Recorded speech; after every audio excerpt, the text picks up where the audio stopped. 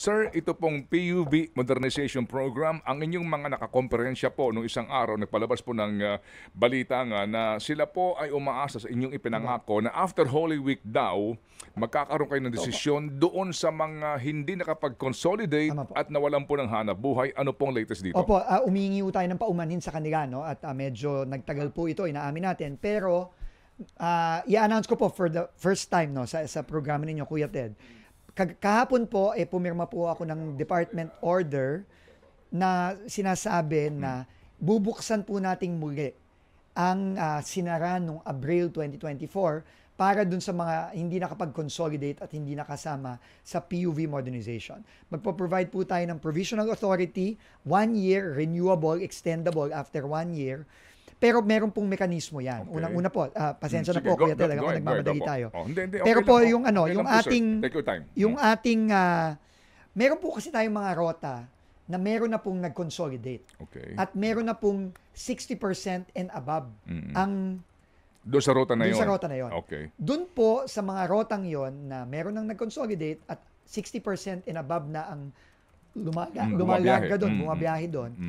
Ang option po nung ating mga hindi nakasama ay sumama doon sa nag-consolidate na. Okay. That's an option. That's an option. Pwede po pwede silang sumama doon. Pag hindi sasama, Doon po sa mga 60% and below na rota, ay below 60% na rota, pwede po silang magbuo ng panibagong sarili nila. Doon po sila pwedeng pumasok po. No? So yun po ang option ngayon ng ating mga hindi nakapasok nung Abril 2024. They can either join an existing consolidated or they can form their own, pero para lang doon sa mga below 60% na. So yung mga rota na hindi pa ganun kadami ang nagbumabiyahe, pwede po silang pumasok doon. so paano po yung... Dati nila. Hindi. Yung talagang ayaw pong mag-consolidate sa punto ng kukunin ng kooperatiba o ng korporasyon yung mga units nila that they will not own anymore at sila ay uutang pa rin sa bangko. Paano ang sistema ngayon? Ang sistema ho ngayon is, yun nga ho, no? Yung kanilang mga prangkisa po, alam naman ho natin na ano na ho yun, no? Na-invalidate na yun Yes, doon sa mga dating mga order. Pero, binuksan po natin po ulit ngayon yung modernization. So, pwede silang magbuo ng sarili nila. Kunyari po, ang mga taga-piston, halimbawa. No? Sila po ay pwede magbuo. Pero, pwede po silang magbuo dun sa mga rota na Below 60. below 60%. Oo. No? Kasi naman po, Pero pagbuo nila ng aren, the same cooperative pa rin, the same process pa rin o iba na? may mga babaguhin po tayo diyan, no. Halimbawa, no, ang isa po sa mga ilalabas ng ating yung special committee na kinrate natin, ngayon po, yung mga halimbawa, ngayon po kasi, no, kapag ikaw ay may prangkisa, papasok ka sa kooperatiba, isusurrender mo yung prangkisa mo doon, di ba? Tapos ang nakalagay sa prangkisa ngayon, pangalan na ng kooperatiba. Ngayon po, ang lalagyan po namin ng slash. Kooperatiba / lahat ng mga pumasok. Para po protektado pa rin yung yung pumasok sa kooperatiba. No, kasi marami po tayong reports ngayon na hindi na nila kaya dahil hindi sila agree dun sa leadership ng kooperatiba.